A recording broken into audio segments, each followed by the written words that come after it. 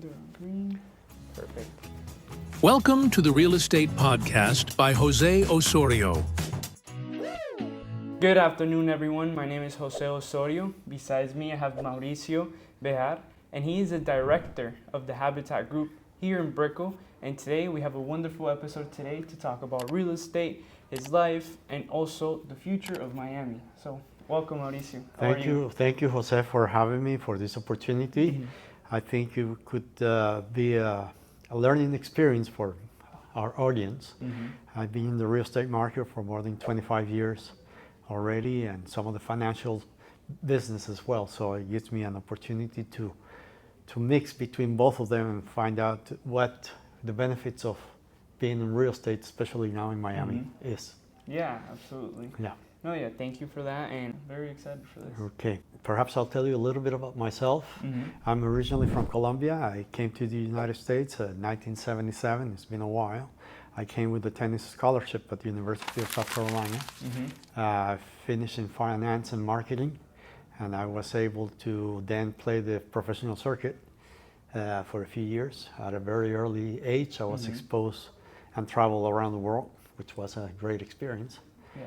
And eventually ended up going back to Colombia. Unfortunately, the situation over there was not the best at the time with Pablo Escobar and all of the unfortunate things that we know about Colombia. Yeah. And then I came back to the States and finished studying more my Series 6, 66 and 7, which is a financial advisor. And I did that for a few years, a subject that is very passionate to me as well. And while I was doing that, I was invited to participate with a group known as Fortune International here in Miami. Mm-hmm. And that was 1999 when we acquired the property to launch the building today known as the Jade and Brickell. There was, today is 2024. It was 20 years that we delivered that building as of this year. 24 years, lots of different changes. I mean, Yes. If you look out in the background 24 years ago, how was all of these buildings? Totally. We have seen a major change, and we've been saying it since I was at Fortune at the time, that Miami would be the small New York. And I think now the trend is finally here. It's taken a long time. 20 years is Correct. Quite a long time. Unfortunately for the state of New York and the city of Manhattan, the changes that are taking place over there due to after the pandemic, many companies are moving down to Miami, Fort Lauderdale, Palm Beach for several reasons. Major Suarez did a great job inviting all these companies to move down here. We got a total of 202 companies as of now, it's my understanding. And so that is bringing a lot of very high paying jobs with the fact that they do not have to pay the 10% income tax that they have on the state of New York. So that makes it very much an incentive to move down here. And then when you look at the weather and the quality of life that we have down here in South Florida, it's a plus, without a doubt, and that's the reason of people moving to South Florida. Right now, we have over 95 million square footage of empty office space in New York. That's a lot. We lack, and we're short on office space here in Miami. We have a new development, so it's going to take a few years to be able to accommodate all the requirements of the office space that is needed here in Miami. Correct. And to kind of further on that point, I've heard in a lot of different news articles that Miami only has one tower with 1 million That is correct. feet or more That is of correct. office space. So can you imagine all the executives that are coming in from companies like Citadel? It's going to be an incredible transformation. It is coming, and I used to say it, and now finally it's here as well. Miami used to be known for Ocean Drive, flip-flops, and T-shirts on the beaches. Now we have a completely different city where we have all throughout the year events that are starting with Art Basel in December, and then throughout the year with tennis and Formula One. Now we are lucky to have, and we'll be hosting the World Cup for soccer in 2026. So we have the FIFA already moving their offices here in Coral Gables. We have a lot of the executives moving down to the Coral Gables neighborhoods as well. So we're very blessed. I always say it, we have the weather, which is all year round. It gets a little bit hot in July and August, but throughout the rest of the year, it's fantastic. We have about 6 months of fantastic weather here in South Florida, in Miami. And now that we're kind of off from Labor Day, we're going into kind of the hottest season in real estate. All the snowbirds are coming down. That's going to kind of increase everything here as well. It is correct. We are having very good years for the city of Miami. We had cycles in construction. We had, prior to the bust of 2008, that was unfortunately, I hate to say it, but it was Wall Street with the engineers of financials in cooperation with the Steel Glass Act that was signed by President Clinton, that allowed the Wall Street, the banks who used to be lending money to the families to purchase their house, the car, small business, to enter in what I call the casino of the investment bankers. Correct. And that was the reason why we had the crisis of 2008. A lot of speculation took place from all over the world. The United States was able to keep millions and millions of dollars from other countries around the world due to the engineers on Wall Street. Now the market is much healthier due to this financial crisis that we had. Banks are requiring much larger equity deposits for developments. What it used to be 20, now are 35, 45 requirement on that side of the equation. And on the other hand, we have the buyers that are required to upfront up to 50% for the purchase of the unit. We're starting with the 20% in the signing of the contract, another 10% 90 days later, then another 10% with the groundbreaking or top off. And so by the time they are closing, they have a 50% stake in their units. So it makes it more difficult to walk away from those contracts. And I like the fact that we're kind of heading into the changes that Miami has had over the previous 20, 30 years. And kind of the biggest question that I have for you is just, how did you see this vision, 20, 30 years ago? How did you get into real estate in the first place to see where Miami is now? It's ironic, but on my days in college, when I used to pay the bill in the grocery store, I used to pull out Florida Homes and Architectural Digest magazine. I was always intrigued by the beautiful designs, beautiful architecture, and so it was always in my mind. And eventually, when Fortune International called me to be a part of their team, I was the VP of investments for the company when we built the Jade in Brickell. That was a complete change and understanding better the development side, to understand the returns that we're able to accomplish when you are a developer, with the amount of leverage that you're able to take. And that has changed. Of course, the returns on equity for development have changed, but it still is a very attractive business. People's most important purchase in their lifetimes is their residence, their homes, and that also makes it attractive if you're a broker, if you're a realtor, to be able to help them out, choose a property for them, and also qualify them for the, I said it again, for many brokers, to make sure they do the homework correctly. And we're going to talk about it if you want. So I made that change, and I was fascinated by dealing with the architects, with the interior designers, with structural engineers, and it really became a passion. And now we've been on it for more than 20 years, having built and operated more than 1,000 units here in Miami over the last 20 years. And basically, with everything that you've talked about, you said there's brokers, there's real estate agents, there's developers. So there's many different ways that you can go about in real estate. Correct. As I say it again, there are many ways to go into the real estate business. A few years back, I was with a very exclusive group of investors, including Blackstone, and they were investing very heavily in the storage units, very profitable business side of the equation. When you can have the commercial side, you have storage. When you look at it, the American dream, you have your house with all the decorations for Christmas, the decorations for Halloween, the winter clothing for skiing, and so forth, luggage, So people don't fit in their houses anymore, and they have storages, and this is a very profitable business when you have a 8 by 12 for $140 a month with a very low maintenance, a couple of cameras, 1 or 2 staff members. It's a very profitable business.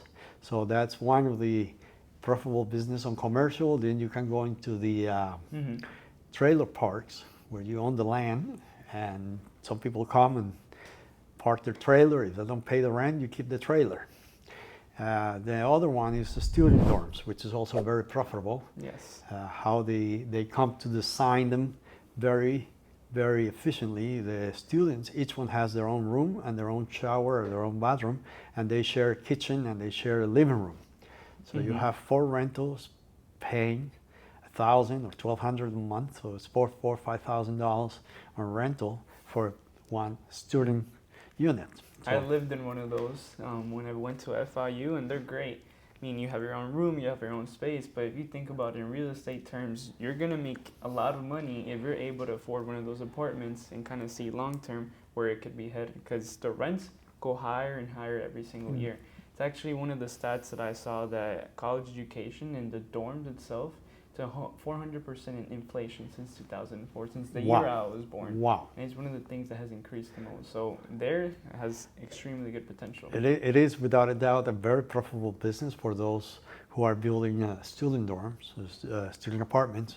They have beautiful recreations with TVs and pool and barbecue areas. I mean, they're very well done and very well catered to all the students. But without a doubt, it is an expensive proposition for students, and it's also a profitable business for those developers that are catering to that market. Of course. And before we kind of go into really what the market is currently and then eventually into the future, I want to touch on the college subject. You played tennis, correct? What lessons did you learn in tennis that affected you positively or negatively as well in real estate throughout these 25 years?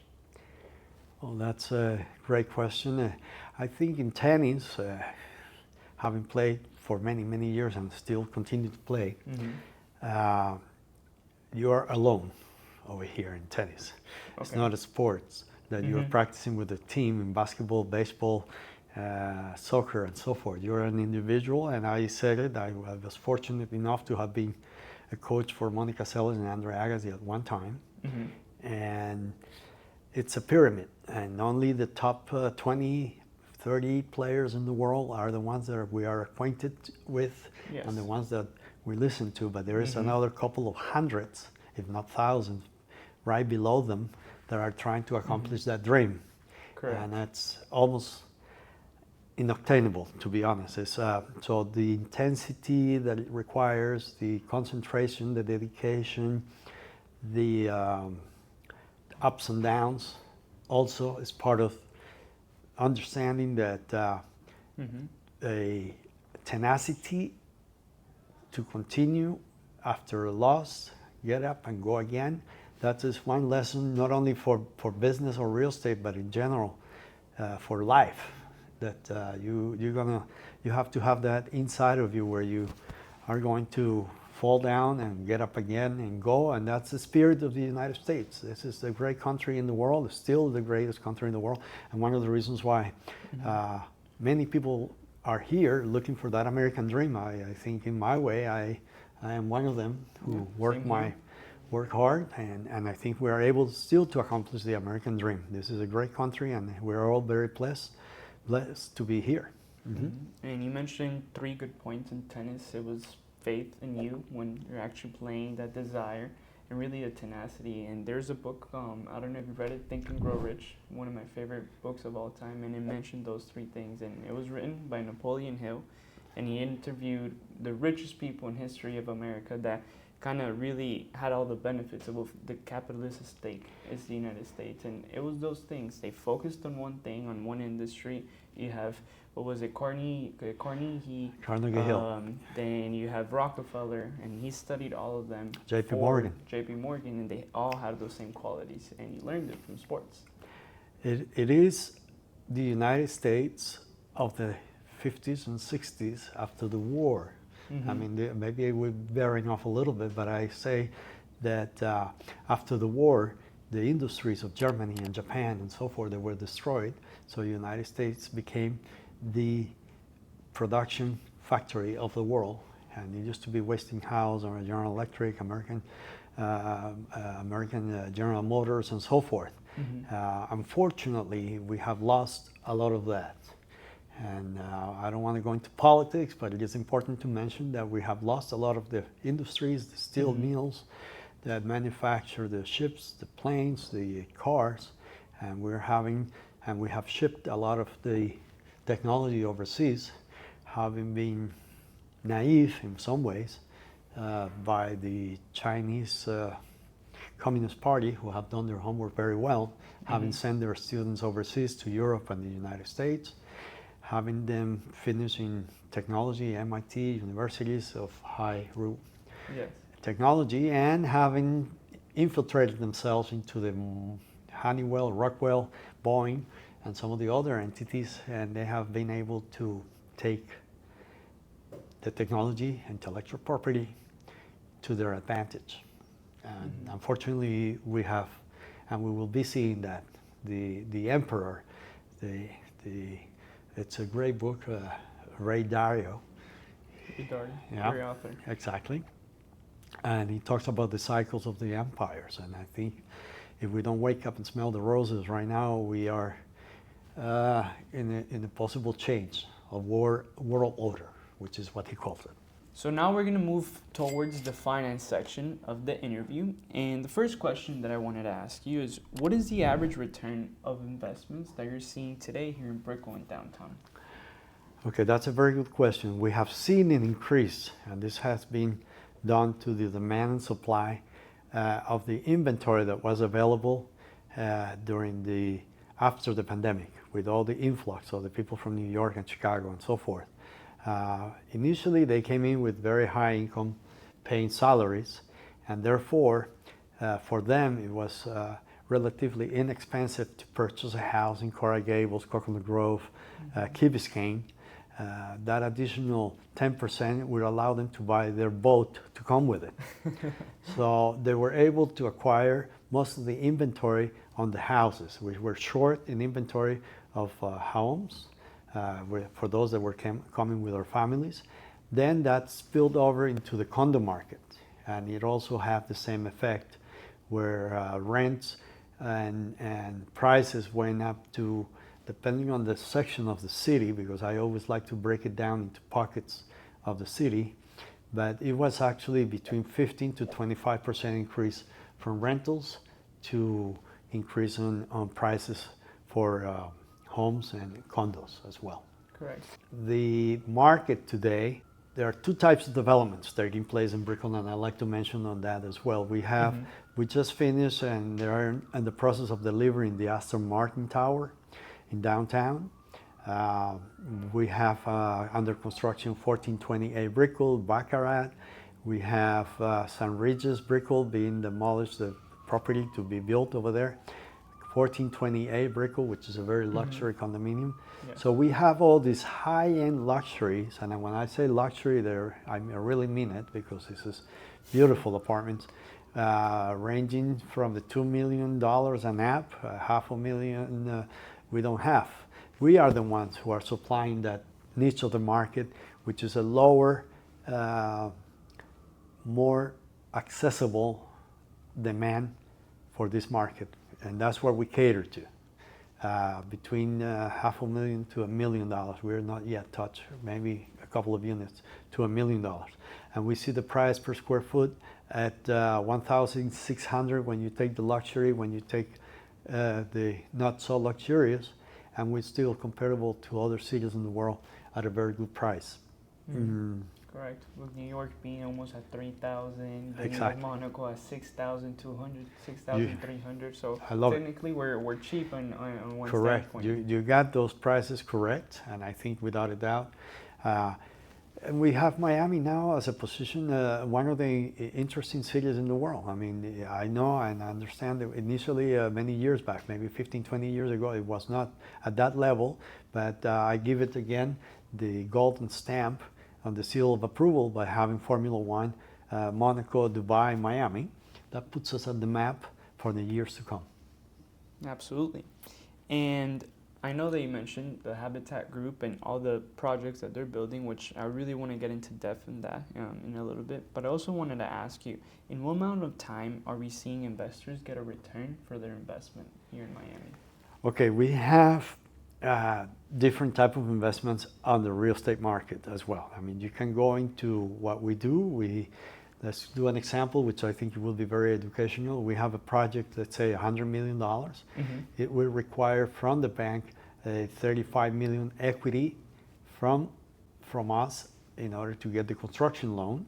Therefore, we are able to invite family and friends to be a part of those $35 million that are required by the bank prior to giving us the construction loan.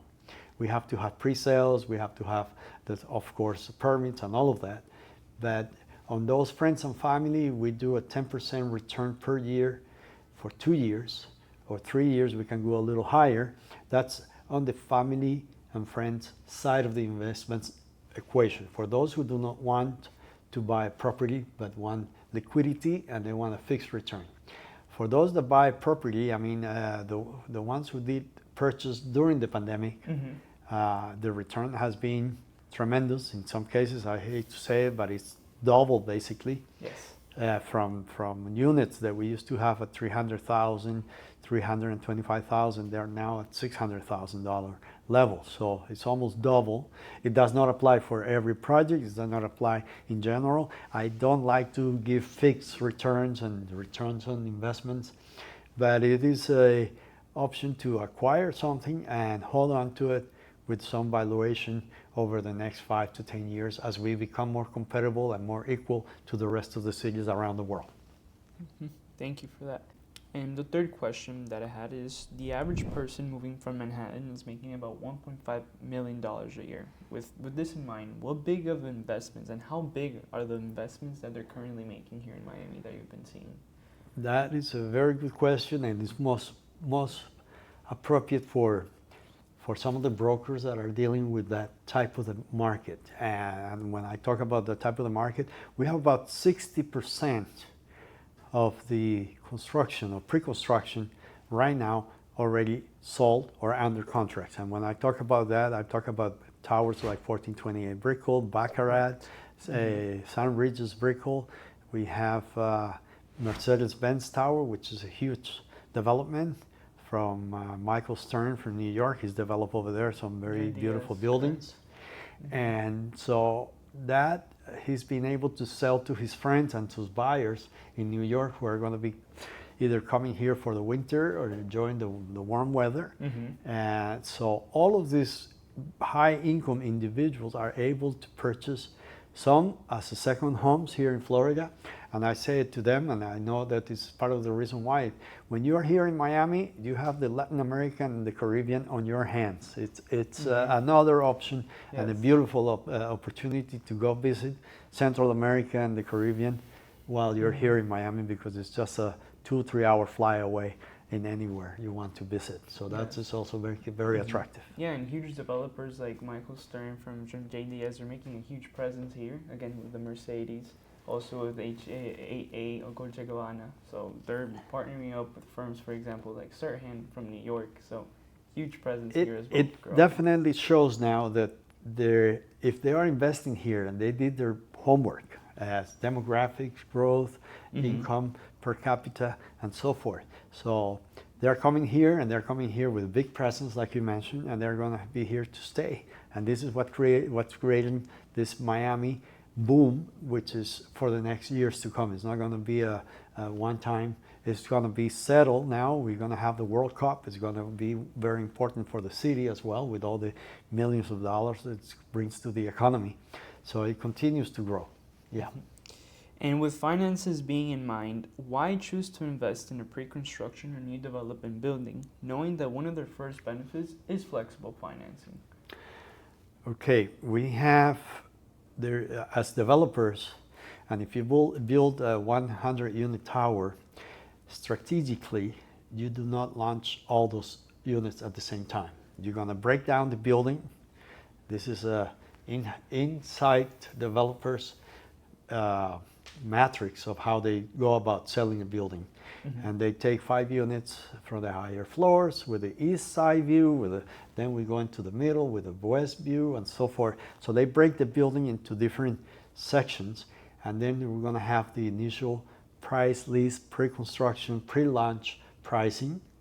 And as we continue to move forward and continue to launch some of these units, we increase a few dollars per square foot as strategically as it is, also to incentivize and show those initial buyers the benefit of it as well. On the financing side, I think the interest rates, the Federal Reserve will be dropping 25 basis points, maybe half a point next Friday when they meet again. The inflation that went 9 point plus at one point with all this money that was given away by the government, now is being retrieving, and we have inflation now at more levels where we can expect the interest rates to lower. Once we have the lower interest rates, we're going to see another influx of buyers that have been sitting on the sidelines to buy units as well.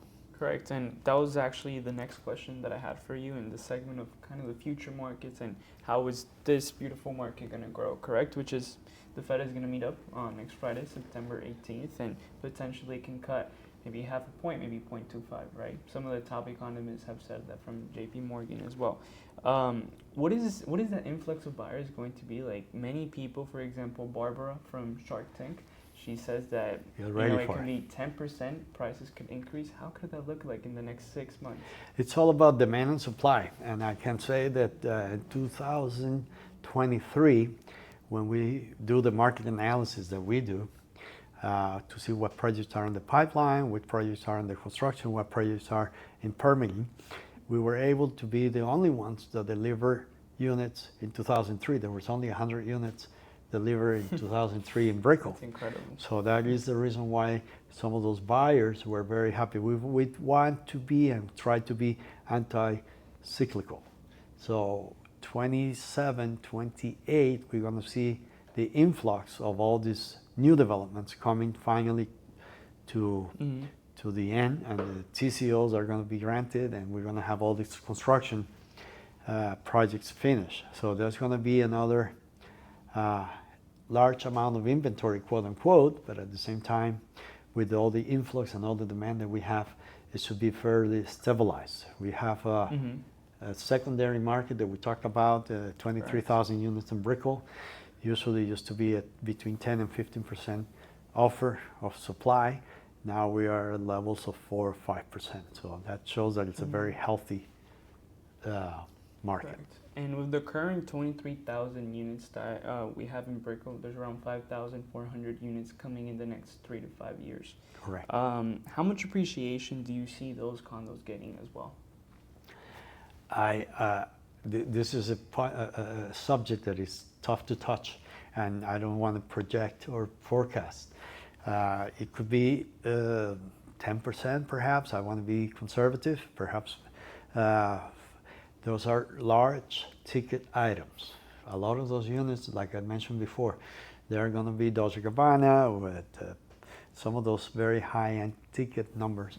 So demand and supply. We'll see how the market is going to be at the time. 10% perhaps. Okay, great.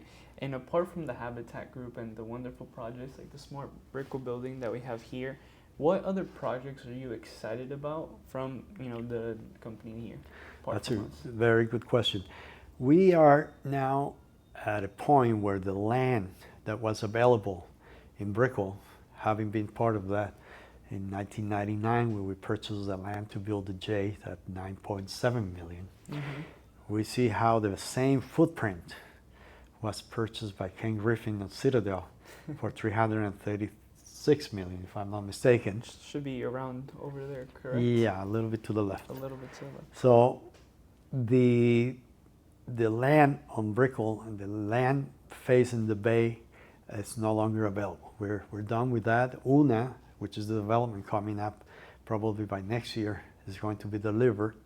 Was one of the few developers that was able to buy everybody out and and build on an old piece of land and demolish the building, just like is being done with this other building by St. Regis Brickell that used to be owned by Dade County Public Schools.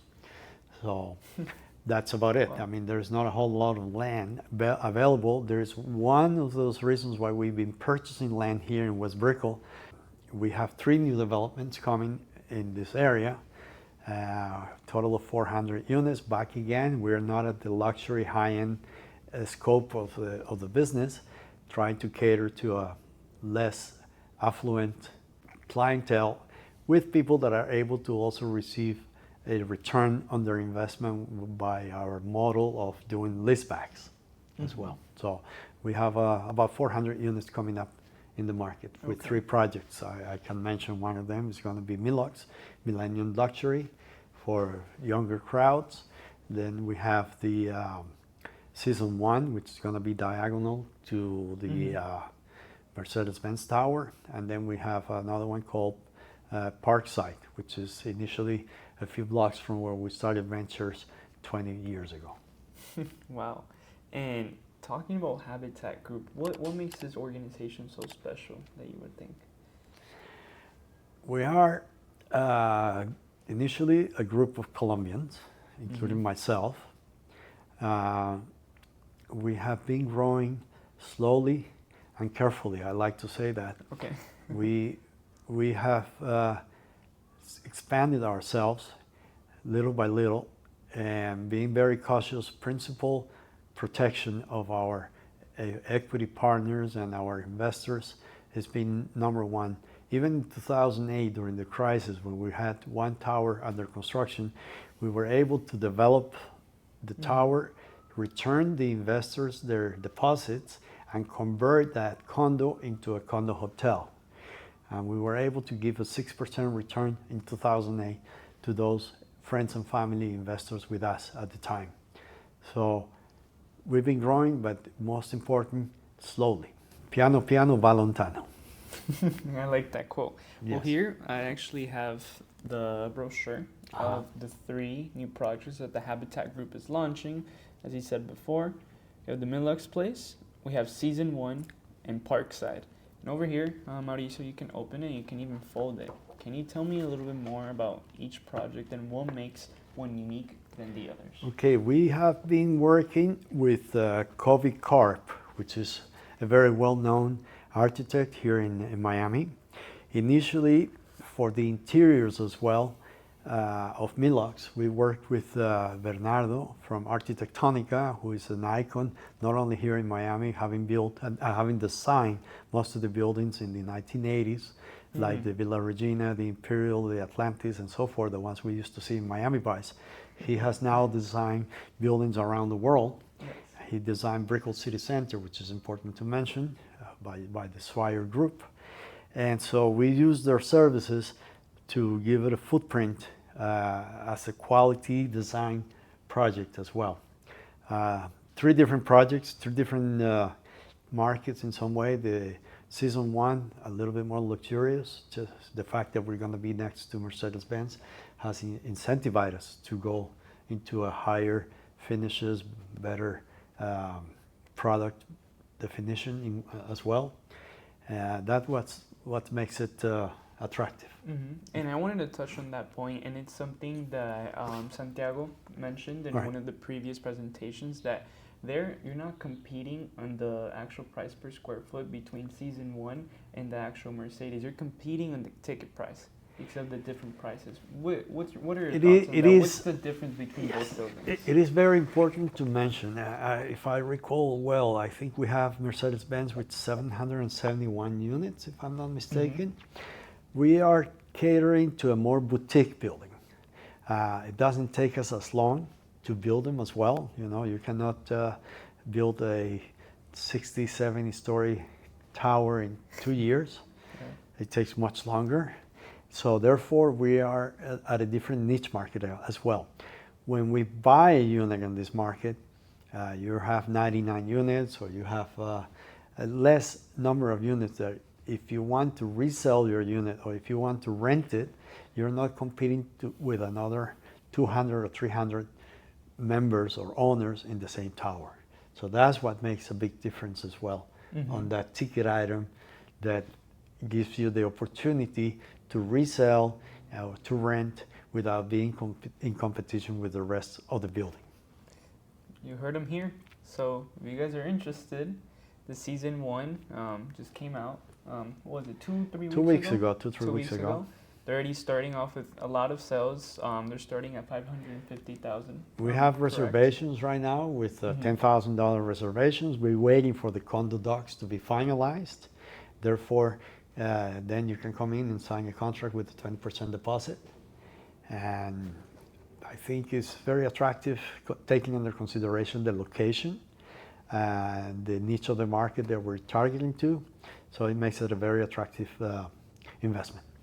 And how about the Milux place and the other project? Milux. What are your thoughts about those? Milux was it's a total of 99 units, and it was Millennium Luxury. This is targeted to you guys, millenniums, people that are looking for an experience. And when we sat down with the team of Arquitectonica, they came with great ideas on the concept of how to design the interiors, and it has a very unique experience for those young crowds that are going to be our clientele for Milux.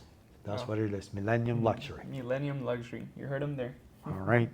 Yes, and then the last one. The last one is Park. Park.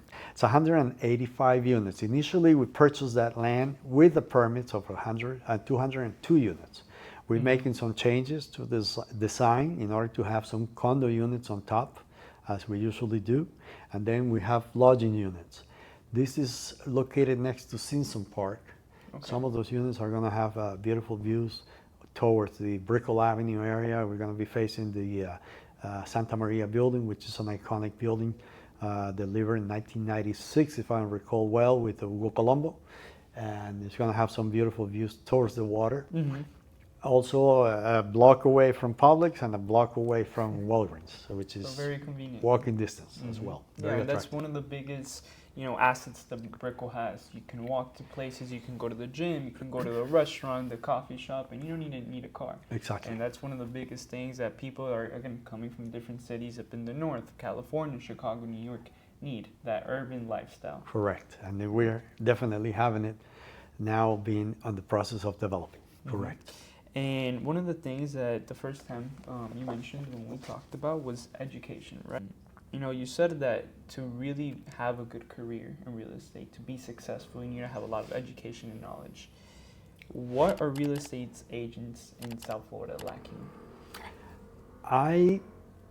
This is a constructive criticism that I like to see. There's many people that get involved in the real estate business. However, one thing is to pass the test and to be able to find out how many square footage in an acre, 46,530 if I recall, to know these items in the test. But thereafter, there's a whole lot of homework that needs to be done. Yes. And I start by telling those brokers to please read a contract in detail. Whatever they do not understand, marketing yellow marker, and then ask Google. Today we can ask Google, or we can look it up, or ask a colleague to give you details on what exactly that term means. After that, you're going to a lease contract, read the whole lease agreement as well, and even ask for the HUD. Also, it's important to understand the HUD. The client is going to come and ask you, what are these taxes, stamps? What does this mean? What am I paying this additional fee over here? Well, you pay for the HOA until the day accrued of the closing. There are some terms that need to be done.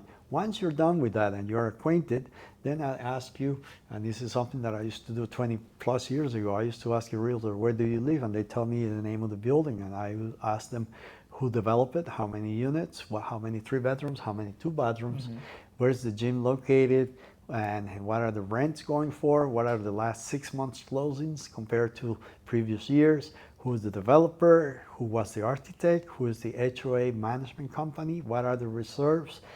Just in one building, you have a lot of information. And after that, you can print your business card or your postcard and tell the brokers and the neighbors, I'm sorry, Here I am your neighbor, I am your friend, I am your realtor, I am your lending, I'm your rental, I am your property manager, and I'm your sales agent. So in that one building, you have 250 clients.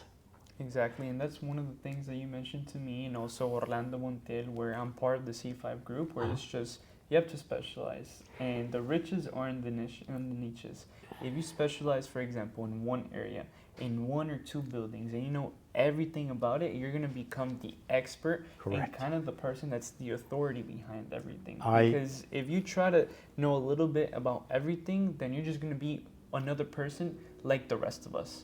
Right, so one of the biggest things that we can tell the real estate agents, and even for myself, is to specialize, focus on one thing. And then for myself, the Smart Lux, then you have the habitat projects, and that's something that I'm specializing in and learning more about these projects. You're as well. completely correct, and this is what I like to mention that when we purchased the land for the Smart Brickell, we had a total of 7 folios, different buildings that we needed to acquire in order to be able to build this 54,000 square foot print.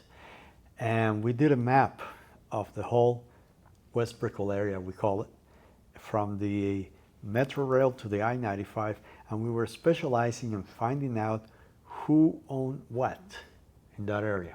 Same thing applies to those brokers that are specializing, they call it their backyard or the land or the farming area, which is, the density that you have here in Miami now, you can take a couple of buildings and you have more than 1,000 potential clients by just taking 3 buildings or 4. So that is one important. And also, as a broker, you got to be familiar, get acquainted with where's the supermarket, where's the hospital, where are the schools, what's the convenience of being here and not in the other area of Miami, where are you going to be working, what are your conditions, what are your goals of purchasing this property, what is it that you want, is it for your family, is it for yourself, whether you're single, whether you have, so all these, it's a questionnaire that needs to be filled out just like the investment advisors used to do, and I used to be one of them. You fill out a blank, and what are your objectives, what are your risk factors, and so forth. Here it's similar in some ways. What do you want to invest in this area, is it for your family, how long, and so forth. Okay, so what you're saying is that us as realtors, to better have an understanding of the market, not only the clients, but also the market in the buildings that you're in. But how do we actually market that? How do you acquire the clients if you were in their position? Well, in my days, there was not social media. And today, everybody is posting in Instagram, in Facebook, in YouTube. There are many ways to market yourself as an expert for a particular area.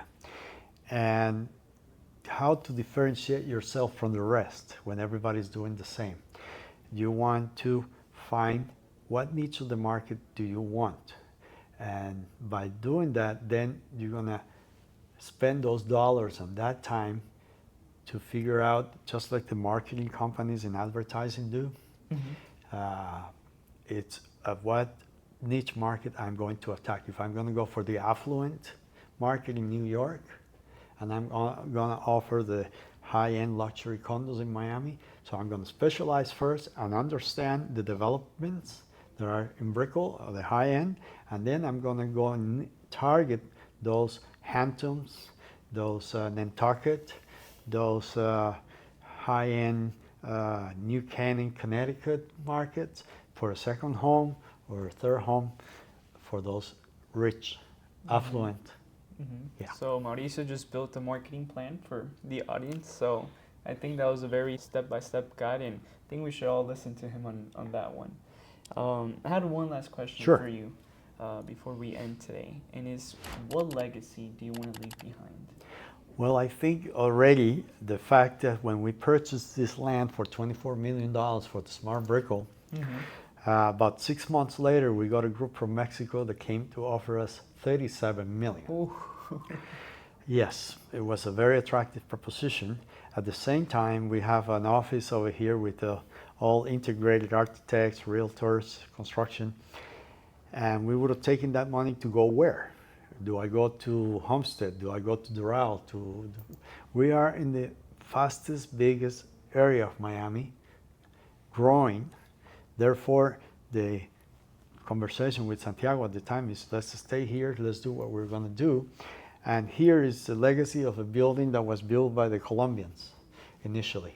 There were buildings that were built by the immigrants from Chile or Argentina and so forth. So I think it's one of those towers that stays as the smart Brickell being built by some Colombians that are smart guys. Mm-hmm. There you go. It's the legacy for the Colombians.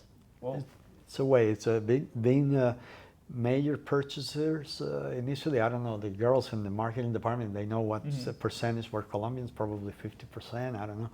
But it's the fact that we have a building that is going to stay here for many years, and several of those buildings. And with Colombia being one of the #1 investors right now in the United States. It is unfortunate. Yeah, it is unfortunate. It has to do with our legacy as a president that we have today, which is again a leftist gorilla. I don't want to go there, but that's what they elected. And the reason for that is now a lot of people are concerned about what his next steps are going to be. So back again, people are able to take some of that money and put it in US dollars. The United States always welcome foreign investors, always welcomes, and it has the law that protects them, and they are in the currency of the world, so the US dollar. So those are 3 reasons to invest in Florida as well. Okay. Well, you guys heard Mauricio. It was a pleasure talking to you today. Thank you very much for having me. Great lessons. And if you guys are interested in learning more about the Habitat Group and the 3 new projects that the Habitat Group is coming, where should we reach you? Where should the line? I love everyone to reach me at 786-402-3243, or please, Junior over here has his phone number and his Instagram and all his Facebook, so you can contact him, and I'll be happy to help him and help you all accomplish your dreams over here in South Florida. Absolutely, yes. My number is 786-318-9083. And all my socials is my name, Jose Osorio Suarez. Well, thank you everyone for listening today. I hope this served as the great lesson about what Brickell is going through, what Miami's going through in the future of this great city. So thank you, Mauricio. Thank you for having me.